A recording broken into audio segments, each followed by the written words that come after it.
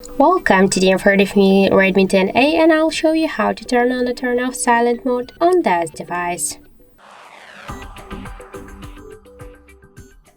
So first let's open the settings application and then scroll to the sound and vibration section.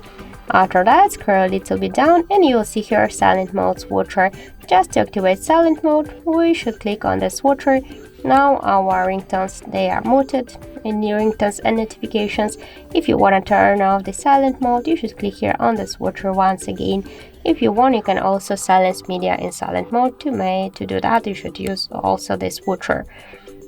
If you want to turn it off by another way, we can make it. Just press up or down volume button on the right side of your phone, and then you'll see here this bell icon.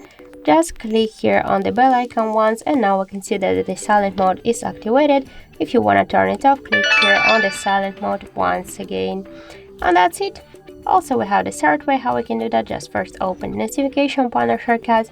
Here you'll see mute icon. Click once on this icon, and now we can see that silent mode is turned on. To turn it off, use this bell icon once again, and that's it. So thank you for watching, and if you find this video helpful, don't forget to leave a like, comment, and to subscribe our channel.